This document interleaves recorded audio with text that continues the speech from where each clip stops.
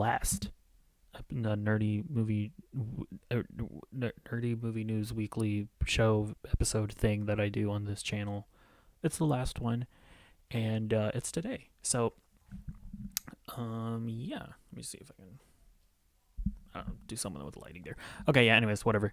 It's the last one of the year. And honestly, there really wasn't that much news today. So we're gonna go through everything that I have here, and then I'm gonna be doing like a little ranking thing where I rank all of the comic book movies that came out this year, and you know, I'm also gonna be throwing in the MCU shows just because I feel like they're pop culturally relevant enough, and it would be weird to talk about the year of the MCU like without mentioning them. Like I don't know, that feels weird to me.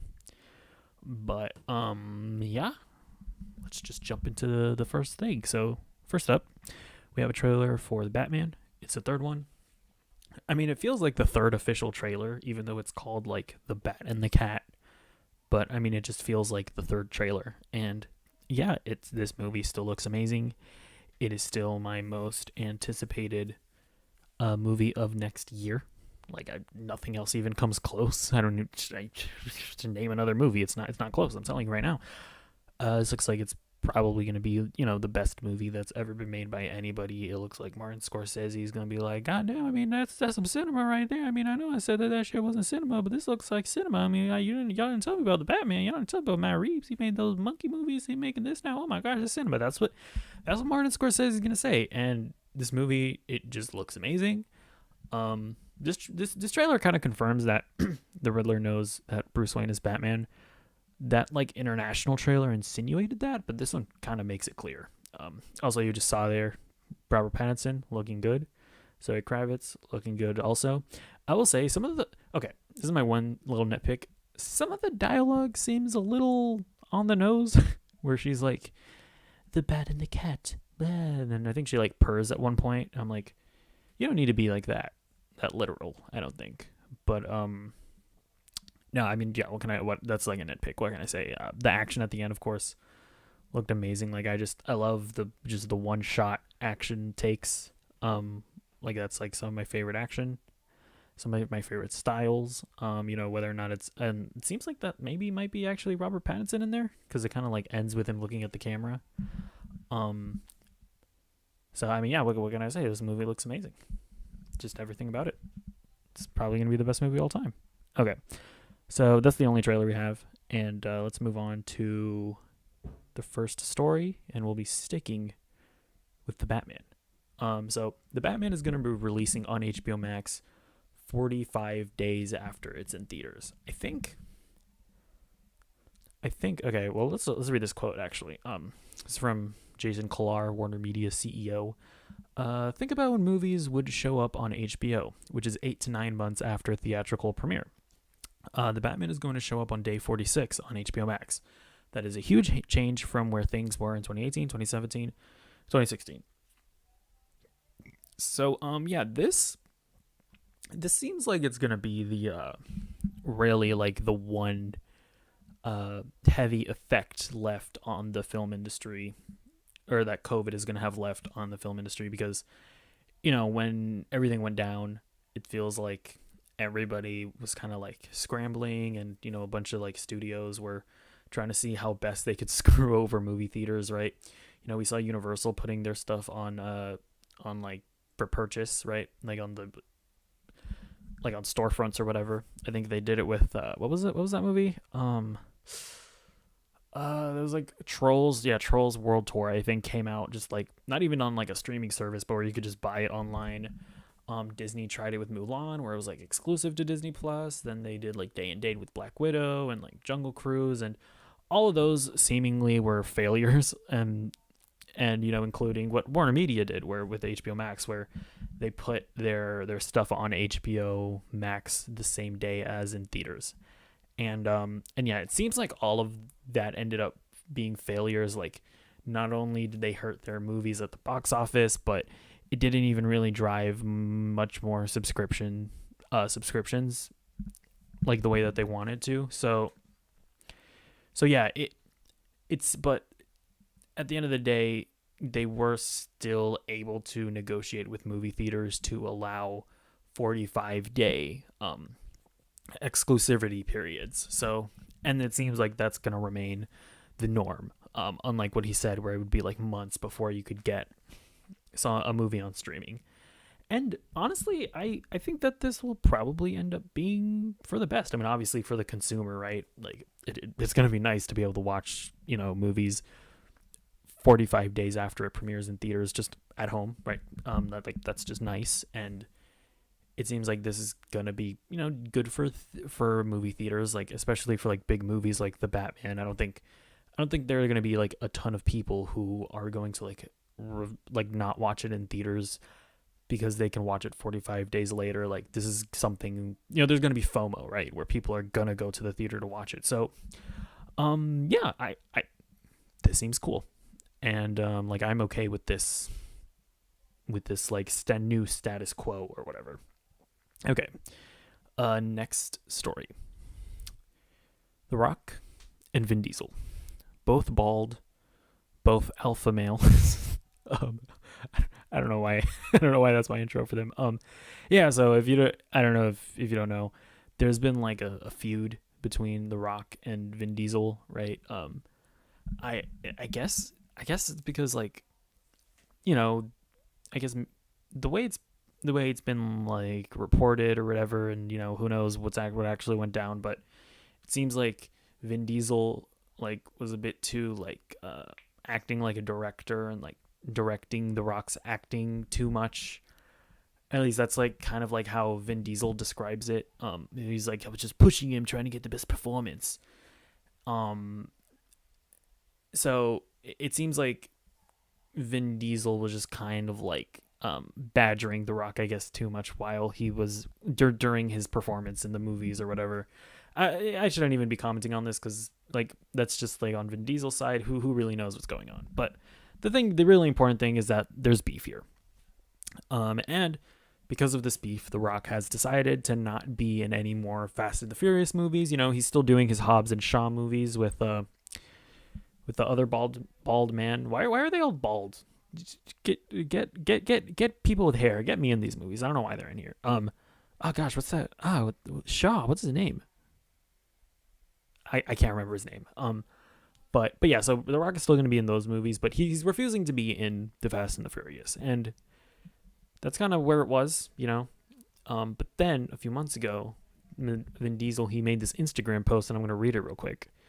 My little brother Dwayne. So the condescension there that I imagine was probably in place during the shoots, right? My little brother Dwayne. The time has come. The world awaits the finale of Fast 10.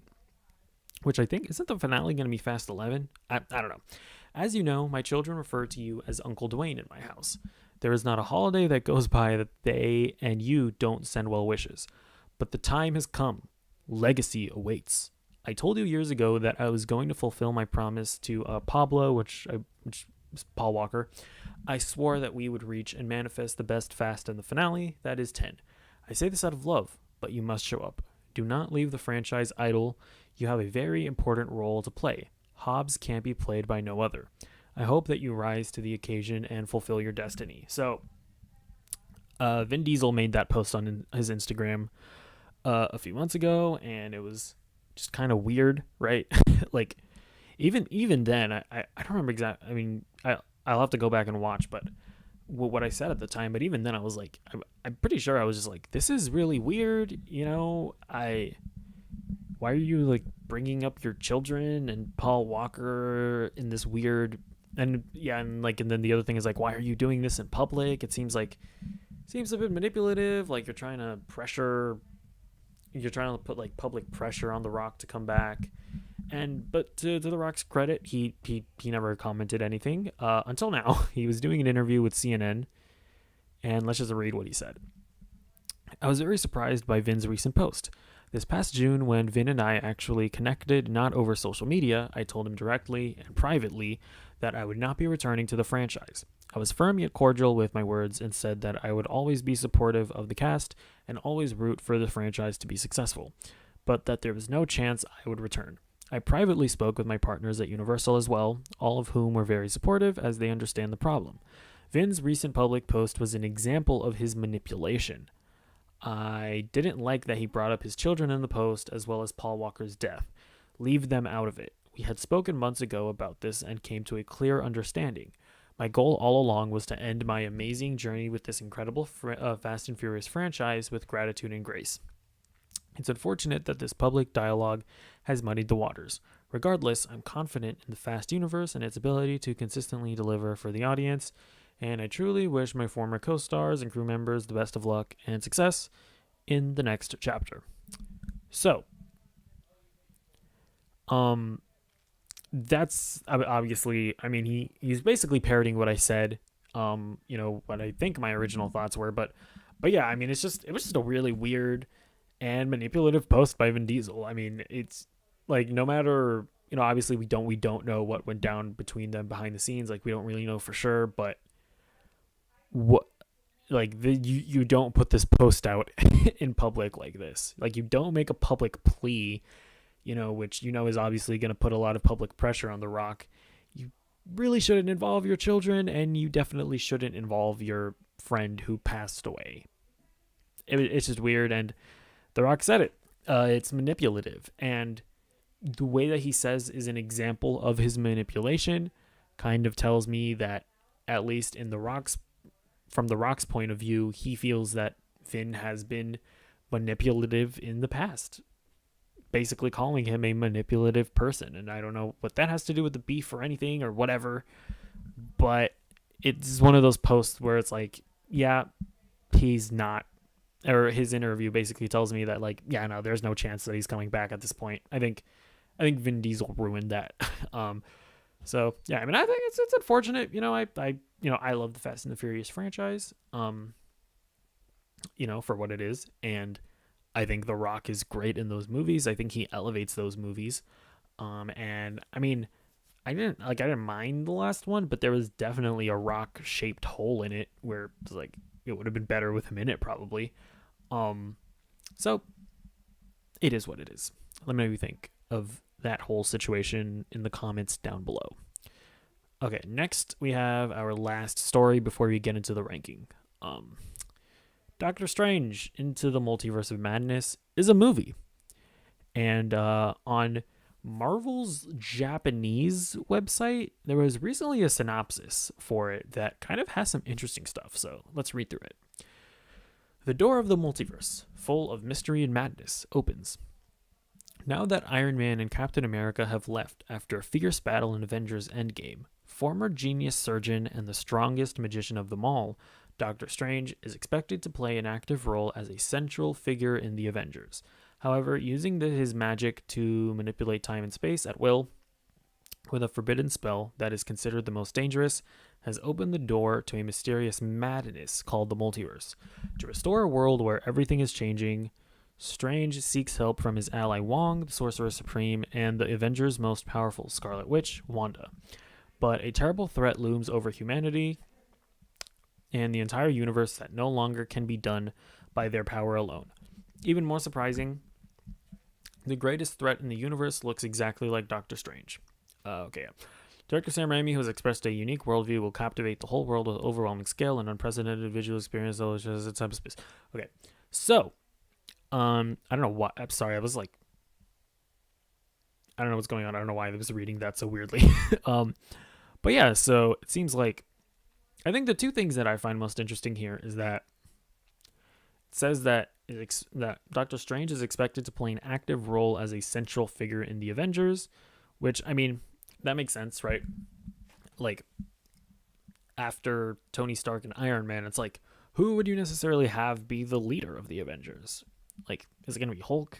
Probably not. I mean, maybe, but he's not really, like, the most, like, strategically minded of the bunch. Like, even Bruce Banner, he's more of like he's a scientist, but he's not necessarily a leader. This night probably not gonna be Thor, maybe Spider-Man, but will Spider-Man even be in the Avengers after, what happened in No Way Home? It's just like, who really would be the leader? I feel like Doctor Strange is the most obvious choice, right? So, I mean, him being a central figure, they didn't say he was going to be a leader, but yeah, he would be expected to be a, one of the more authoritative people in the Avengers or whatever. Um, and then I like how they note here that they kind of confirm that Scarlet Witch is the most powerful Avenger. I mean, I think that's really interesting. And it says that the greatest threat in the universe looks exactly like Doctor Strange. So this is kind of insinuating that the dark Doctor Strange that I have the picture of there, from presumably from the episode of What If, they're kind of positioning him to be the villain. But I don't know if that's I feel like that's kind of weird because when they left off with this character in What If, he wasn't really a bad guy. Like he helped save the universe, right? Or the multiverse. So I think there's a lot of just interesting things of like, I don't know if everything is going to be exactly as it seems. Like, I don't know that this this dark Doctor Strange is even necessarily going to be a villain. Like, I don't know. Well, I guess we'll just have to see. But I thought there was some interesting nuggets of info there. I mean, I don't know. I think that by the end of it, this is me speculating. I think it's gonna be Wanda. Like, I've heard this theory a lot, and I feel like it probably will. And my guess is that it's gonna come from Wanda once she gets into the multiverse. I think that the plot of this movie is gonna have to do with either like closing the multiverse or like bringing it to order or something. And I think Wanda's either gonna find like her children from another universe or something, or the Vision from another universe. And I think it's gonna cause problems with the multiverse, and Doctor Strange is gonna have to stop her. This is a wild speculation from my part, but I just get the feeling that that's gonna be a heavy part of this movie. So just throwing that out there. But yeah, what do you think about that synopsis? I think there's some interesting nuggets of information. Let me know in the comments down below. Okay.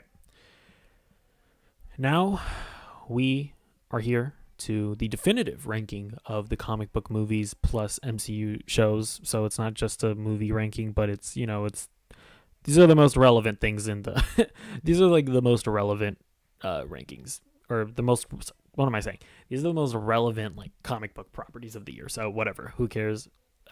Spoilers. Hawkeye isn't. It's not the first one. I'll tell you that. So Hawkeye is in here though. Okay, let's just get started. Right, here we have it.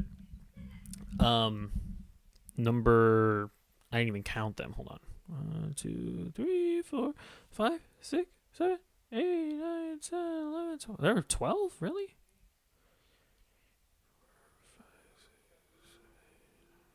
Yeah, okay. All right, number 12. This is the one that I like the least. By the way, I have to say, I didn't really hate anything this year. Like, there wasn't anything that was like, oh, this is... Well, okay, so this first one, it is terrible, but I grew to appreciate it. So, like, it is what it is, and I can find entertainment in it for what it is. So here it is. Venom... Venom. I can't get over that Eminem song. It's garbage. But it's Venom Let There Be Carnage. This movie's not good. Neither of the Venom movies are good, but I think I've succumbed, and I think I've learned to just accept them for what they are. And by the time I was done with Venom Let There Be Carnage, I guess I had fun with it. That being said, it's still the worst comic book movie of the year. So, yeah, there's really not much else to say about it. And I remember I wasn't even really going to watch it. I mean, I would have gotten around to it eventually, but I was like, I got to watch this to get ready for No Way Home. And then Venom was like barely in No Way Home. So, it is what it is. It's not good. It's the least favorite thing of the year. Whatever. Okay. Number 11. I have Loki. I didn't hate the show. I didn't hate it, but I thought that it was just kind of a show where it just felt meandering, right? Like, I guess, like, when they originally pitched the show, they pitched it as like a mystery thriller, and it feels like they figured out the mystery. Like in the first episode, like they figured out, oh, it's Sylvie, she's Loki or something, and so they figured out the mystery, right? And then I guess there was the mystery of Kang, but I didn't think that was like a very compelling mystery. But it was just weird because it's like, okay, so they find the killer or whatever, and then it's just a bunch of episodes of them just kind of meandering about. The plot's not really getting progressed. I just thought it was kind of meh. It was a meh show, but I didn't hate it. I like Tom Hiddleston. I like the Sylvie character in general. I liked Owen Wilson. I liked it, but I didn't love it. And it's number 11. Number 10 is What If. So to deal with What If, and I think my biggest problem at the end of the day is that they just didn't have enough time per like in each episode to tell the stories that they were trying to tell. Like each episode, especially the ones that were like they were trying to like squish in like an entire movie plot into an episode of this show. Those felt especially rushed, and it just felt like they didn't have enough time to explore the concepts that they were trying to explore. Like I would have rather had like fewer like concepts that they want to explore, but take like 2 or 3 episodes to explore that concept. And so that was my ultimate biggest problem with the show. It just all felt very rushed. I think the only episode that I like truly loved was the Doctor Strange episode, and it's because it felt like in that episode they were like, okay, we have like 40 minutes to work with. Let's tell the story in that time. And it felt like that was the only concept that they really were taking the time into account, right? So, What If? Didn't hate it.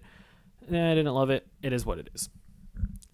Next up, this is number 10, right? 12, 11, 10. Oh, number 9. Right? 12, 12, yeah, 9. Hawkeye. There it is. You did. This show is fine. Again, very similar to my criticism of Loki, where like, so they set up the premise of the show, right? Kate Bishop, she gets into some hot water. Ooh, there's something spooky, mysterious going on with her family. Hawkeye's got to help her. And then they just meander for like 4 or 5 episodes.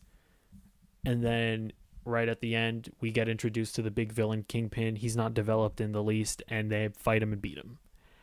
And I'm like, why? Like, it was just too, like, that's like my biggest criticism of Hawkeye and Loki is just that they just didn't advance the plot in an interesting fashion, right? Like, slowly over the course of a series, it was just a lot of meandering about. But I still, I like Hawkeye. I liked Kate Bishop. I liked seeing their relationship develop. But yeah, there was like it's just weird. It's like, even though these shows or these seasons are like super short, it still feels like really slow for some reason, when I feel like each episode of a really short season of television should be like chock full of storytelling, but it's just not really. It's just really not. So it is what it is. All right, number 8 is Black Widow. Here we go. Finally got to another movie on this movie rankings list. I thought this movie was. I enjoyed it. It like, there's like weirdly a lot of hate for it online. Like, I think was it that Mahler guy? I think he's like, Black Widow is an unmitigated disaster, and I'm like, really? Like, this is such just a middling, like mid-tier Marvel movie to me that I can't imagine like how anybody like feels super strongly about it, like one way or another. Like, I can't imagine somebody being like, I love Black Widow, it's my favorite Marvel movie. But I also can't imagine somebody watching it and being like, this is the worst Marvel movie ever. It's like, it's like Ant-Man to me. It's just like kind of fine-ish, but it was fine, The villains sucked, they weren't very good, but I like Scarlett Johansson in this role. I like Yelena Belova, what's her face? Florence Pugh. She's good. Love David Harbour. I thought he was great in this movie. He was probably like the best character. Or at least like the most entertaining to watch. And yeah, Oh yeah, the other thing that I always find weird about this movie is like all of these like Taskmaster stands coming out being like, they ruined Taskmaster. He's my favorite character, and it's like it reminds me of like when Iron Man 3 came out and like all these Mandarin fans come out of the woodwork like, the Mandarin is my favorite character and you ruined him. It's like, who out there cares that much about Taskmaster? Like, really? What? But I don't know. Whatever. Your opinion is just as valid as mine. Okay. What is this? 7. The Suicide Squad. Yeah, okay, so this movie's weird, right? Because like I acknowledge like incredibly well directed, all the performances are great, like, but and it's like it's not bad, and I mean it's good actually. Like I like it. It's like I especially like I love a lot of the action in it. A lot of the like character work is like pretty good. And so like I acknowledge that it's good, but for whatever reason, I just don't love it. And I think a big part of that is because the 2016 Suicide Squad exists, and it just kind of felt like they just did that movie again. They did it a lot better, like it's better for sure. It's a lot more competently made, but I couldn't help to just feel like I just watched the Suicide Squad again, right? Like when I was finished watching this. And like I definitely feel like if that 2016 movie didn't exist, this would be like a lot more, like I would be praising it a lot more, and it would be a lot more like surprising. But yeah, like that. And but even from that, it's just like one of those things where it's just like sometimes a movie just doesn't really work for you and you can't really put your finger why. And that's not even the case with this movie. I just can't really put a finger on why I don't love it, because I love James Gunn as a director. And yeah, for whatever reason, I just didn't love this movie as much as I wanted to. But I still like it, and it's very good, and it's very well directed. So that is what it is. Okay. It's number 7. Wait. Did I count this wrong? 1, 2, 3, 4, 5, 6, 7, 8, 9, 10. Huh, okay. Okay, number 6. the joys of doing a live thing and being bad at counting. Okay, yeah, number 6 is Shang-Chi and the Legend of the Ten Rings. I enjoyed Shang-Chi and the Legend of the Ten Rings. I will say it kind of tapers off a bit in the third act for me, just because I don't know, when you got to like the big fantasy world and you get like big CGI battles and like a PS2 Simu Liu's running on a CGI dragon, your brain just kind of turns off, and it gets a little hard to like take the story as seriously at that point. Whoops, I'll just keep on talking. My camera turned off. And so that is an issue, but overall, I did still really enjoy. I even then, like, I wasn't hating it or anything, and overall, I did really enjoy this movie. I think Simu Liu was great. I think he's gonna become like a really big star. He's like super charismatic. The action in general is like exceptional. Like I love that bus scene. That, although I will say the action did peak in the bus scene for me. Like, what an amazing action sequence. And yeah, and I love the Mandarin. He was, all you Mandarin stans, congratulations, you got a good Mandarin here. And I thought that actor Tony Leung, I think he's really good. He was amazing in the movie. I love the familial relationships and all that. It was just a really, really good movie. So it is my number 6. Okay. Number 5. Zack Snyder's Justice League. So yeah, this is one of those movies that I mean, I've always been of the position that like I don't think they have his movie like just like sitting on a hard drive somewhere. Like, it wasn't a made thing, right? And it wasn't, right? They had to go out and finish it. And yeah, but even then, like, I never thought it would happen. but it did. Like Warner Brothers were just like, we're kind of this DCEU isn't going anywhere. Just screw it. Let's just let Zack Snyder finish his stupid movie, and they did it. Came out on HBO Max, and I really enjoyed it. I was it was one of those things where it's like you're done watching. I'm like, I actually wouldn't mind seeing where his universe goes next, if only.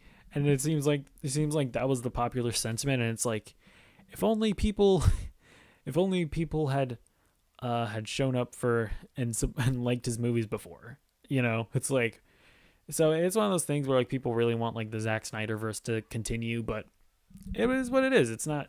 It's not gonna happen. Zack Snyder's moving on. He's doing his like Rebel Moon thing on Netflix. He's moved on. I don't think this is gonna go anywhere. But it's just this is just one of those things where this reality shouldn't exist, where we saw like a studio put out a movie and then invest tens of millions of more dollars so that a director can make a different version of that movie. Like that just doesn't happen. But it did here, and I really enjoyed it. I thought it was good. So number 4, Eternals. I really liked Eternals. It was directed by Chloe Zhao. I thought she did a really good job. I think this is like her first like super big budget movie, and I thought she did a pretty good job with it. I think it's like one of the it's like one of the more different MCU movies. It's very like contemplative, and there's like there is a villain, but one of the villain just ends up being like one of the heroes, and I thought that was like pretty interesting.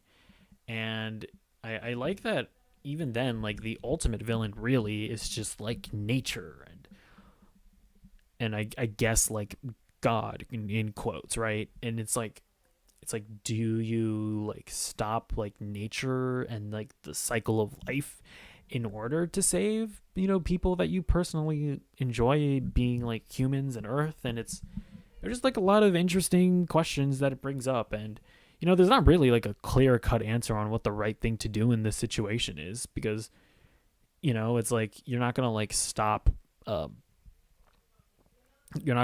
like the I don't know, like you're not going to stop like a forest fire, forest fires that occur naturally. You're not necessarily going to stop it because it's going to burn like a bunch of bugs or something, because these are just things that happen naturally.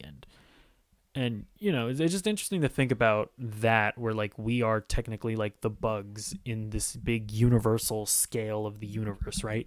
I don't even know. I'm an idiot. I'm probably not even explaining my position right. but I thought it was just like a lot of interesting things to think about, and I thought I like the cast, I like the characters, and I thought it was good. So Eternals, that is my number 4. Number 3, Spider-Man, No Way Home.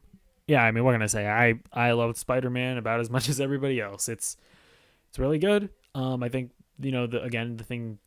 the best thing that I can say about it is that yes, there is a lot of fan service, and the fan service is very nice. I enjoyed the fan service, but the fan service served the story, and that story was a great Spider-Man story. I think it's I think it's the best Spider-Man movie in the MCU. Still kind of have to decide where it falls in. I'm probably at some point going to rank all the Spider-Man movies. And I mean, yeah, I loved it. I thought it was great. I made a spoiler review if you want to hear my spoilery thoughts on it. So yeah, number 2, and these next two are probably going to annoy people because this is I think it's I in the title I put comic book movies ranked, but my number 2 is WandaVision. Yeah, I mean, this WandaVision really was like the return of the MCU this year after an entire year of COVID and no new MCU content coming out. And I feel like there was a lot of pressure behind it, because not only is it, like I said, it was like the first bit of MCU content since the break, it was also the first MCU TV show, and like it's like one of those first pieces of content that Disney Plus as a service was kind of riding on, its success. And it was amazing. It was one of those shows where I'm watching this and I'm like, this isn't just a good like superhero show. This is just really good television. It was so different and creative, and with the format of the sitcom, kind of like giving you hints and like letting you know that things are like weird in like kind of a Twilight Zone-ish way. I loved it. I loved how it was just a story about grief and sort of learning to overcome that and accepting loss. I just thought it was great. Yeah, honestly, like this and my the next. I assume you probably know what my number one is, but this and that, it was kind of like those are such a good start. Or I guess I'll go into that spiel in a second. My number one is Falcon and the Winter Soldier. I absolutely adored this show, and I think I like it way more than most people do, but I thought it was utterly fantastic. I mean, this really felt like just the most raw and human story that the MCU has ever really told, I feel like. Um, I loved seeing like Bucky deal with his mental health, and I loved seeing like Sam actually like go through the process of like coming to terms with the fact that he was given the shield, but sort of coming to terms with the fact of like whether he should be Captain America or not, and like whether or not he deserves it. And that really is what the show is Sam kind of earning the mantle of Captain America and coming to grips that he should have it. And I just thought it was like super powerful. And yeah, like I think that this and WandaVision were just honestly maybe too good for their own good, because in my opinion, like Loki, What If, and Hawkeye so far have just kind of paled in comparison to how good WandaVision and Falcon and the Winter Soldier are. So yeah, like I really hope that the MCU shows can get better than this, or as good as this. Oh geez. With like I think Miss Marvel is next. I have hopes for that. I like the Miss Marvel character. Really interested in Moon Knight. See, because that looks really cool. But yeah, I hope that the shows can get better than Loki, What If, and Hawkeye. But yeah, that's my list. Let me know what you think. Are you annoyed that I put TV shows in it? But yeah. Yeah, let me know what you think. Leave your own list down in the comments down below. And yeah, that is going to be it for Nerdy Movie News Roundup for this episode and for the year. Happy New Year's, everybody, and goodbye.